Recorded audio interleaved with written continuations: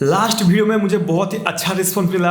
मैंने ये बताया था कि मैं कौन कौन सा टूल मेरे ब्लॉगिंग के लिए इस्तेमाल करता हूँ, और मैंने ये भी पूछा था कि अगर आपको जानना कि मैं कौन से प्लगइन्स मेरे सारे वर्डप्रेस साइट में इस्तेमाल करता हूँ, मैं उसके बारे में एक डेडिकेटेड वीडियो बनाऊंगा। क्योंकि लोग क्या करते हैं, बस फैंसी चीज़ें ऐड करने के लिए बहुत सारे प्लगइन्स का इस्तेमाल कर देते हैं, जिसके वजह से उनका साइट का लोड जो है वो कम होता है और उनके रैंकिंग के ऊपर भी इफेक्ट डालता है। तो आज मैं प्लगइन्स से बात करने वाला हूँ जो मैं मेरे सारे साइट्स में इस्तेमाल करता हूँ, और आप चाहे तो भी इनका इस्तेमाल कर सकते हो। हेलो दोस्तों, मैं हूँ चंदन, आप देख रहे हैं हिंदी में जानकारी। तो चलिए शुरुआत शुरू करते हैं।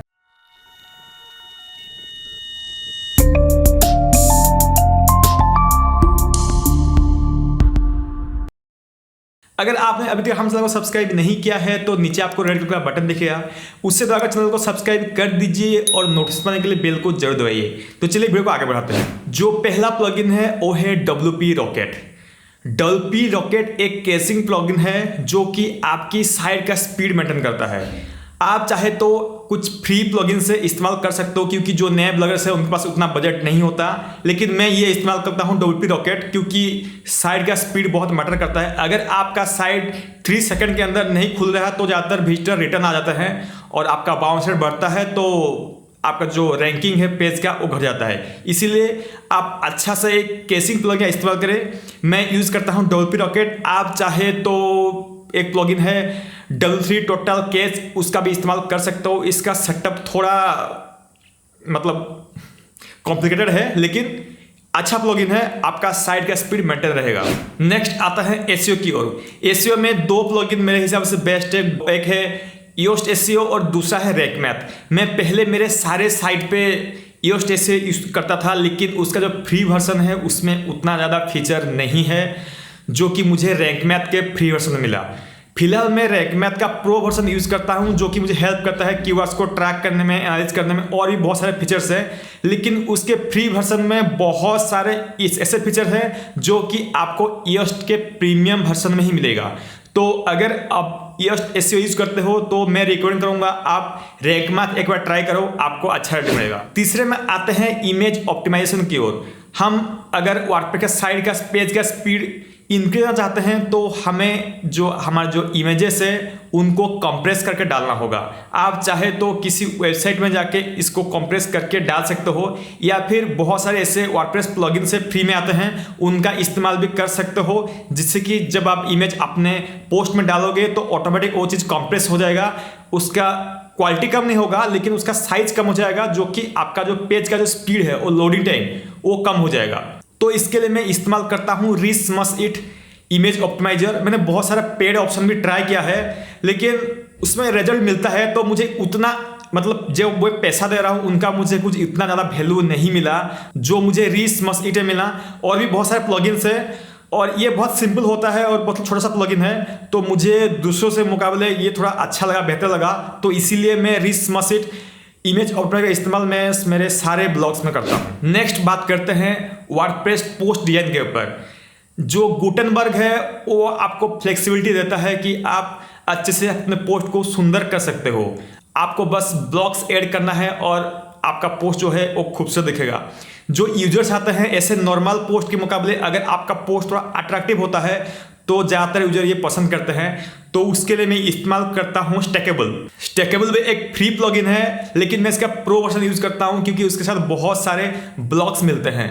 तो इसके मदद से आप अपने पोस्ट में डिफरेंट टाइप का ब्लॉक्स इस्तेमाल कर सकते हो, जो कि आपका जो पोस्ट है वो दिखने में सुंदर दिखेगा और थोड़ा दूसरों से अलग दिखता है, सुंदर दिखता है, और यूजर आके वो जो चाहिए उसको अच्छे से मिलता है। तो ये प्लगइन मैं इस्तेमाल करता हूं जो कि बहुत बेहतर रिजल्ट देता है मुझे। आप चाहे तो इसका फ्री वर्जन इस्तेमाल करो। नेक्स्ट है lucky WP developer contents.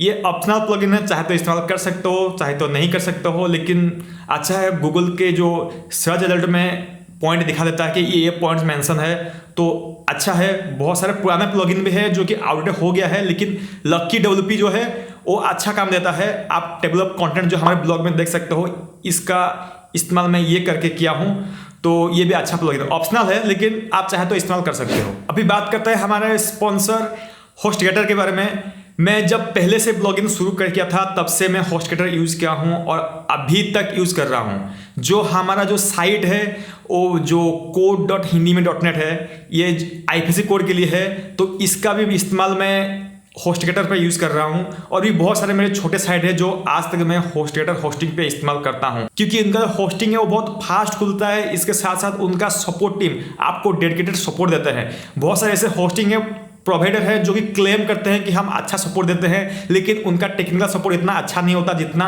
HostGator साथ मिलता है।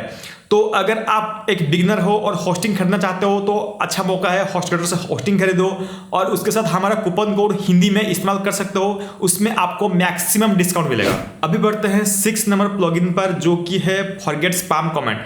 स्पैम कमेंट रोकने के लिए बहुत सारे प्लगइन्स हैं, लेकिन वो बहुत बड़े होते हैं और साइट का स्पीड को भी इफेक्ट डालते हैं। लेकिन फॉरगेट स्पैम कमेंट एक छोटा सा प्लगइन है, उसमें आपको कुछ सेटिंग की जरूरत नहीं है। बस प्लगइन आप अपने वर्डप्रेस ब्लॉग में इंस्टॉल कर दो, वो ऑटोमेटिक आपको जो स्पैम कमेंट्स है उसको देख लेगा। क्योंकि जब आप साइट बनाते हो बहुत सारे बोट्स ऐसे होते हैं, बैकलिंक बनाने के चक्कर में, ऐसे कुछ चक्कर में आपके साइट में कमेंट करते जाते हैं। तो इसको रोकने के लिए जो मैं बेस्ट प्लगइन रिकमेंड करूंगा, जो कि लाइट वेट है, वो है फॉरगेट स्पैम कमेंट। इसका इस्तेमाल करो। इसको गुलशन भाई ने बनाया है, जो कि बहुत बेहतर प्लगइन है। 7 नंबर पे आता है एड इंसर्टर। ये ऐसा प्लगइन है जिसकी मदद से मैं एडसेंस का कोड हो गया या फिर दूसरा किसी कोड हो गया, वो मैं पोस्ट में या फिर मेरे ब्लॉग के दूसरे एलिमेंट दूसरी जगह पे मैं इंसर्ट करता हूँ। अगर आपको एक पावरफुल एड प्लगइन चाहिए जो कि आपको बहुत सारे चॉइसेस, बहुत सारे ऑप्शंस देता है एड को इंसर्ट करने के लिए, उसको कस्टमाइज करने के लिए, तो एड इंसर्टर आप यूज कर सकते हो। फिलहाल मैं इसका प्रो वर्जन यूज कर रहा हूँ क्योंकि मुझे और कुछ फीचर चाहिए था, लेकिन उसका जो फ्री वर्जन है ये भी बहुत ज़बरदस्त है। 8 नंबर पे है अपड्राफ्ट प्लस। ये एक बैकअप प्लगइन है। यकीन मानिए बैकअप प्लगइन का बहुत ही जरूरत है। अगर आपने अभी तक अपने साइट में कोई भी बैकअप प्लगइन इस्तेमाल नहीं किया है तो आज से शुरू करना स्टार्ट कर दो, क्योंकि शुरुआती दिनों पे जब मैंने मेरा साइट का कुछ बैकअप नहीं लिया था, एक दिन मेरा साइट हैक हो गया, मेरा सब कुछ उड़ गया, मेरे पास बैकअप नहीं था, मैं कुछ नहीं कर पाया। उसके ऊपर मैंने शायद 40-50 कितने आर्टिकल लिखे थे।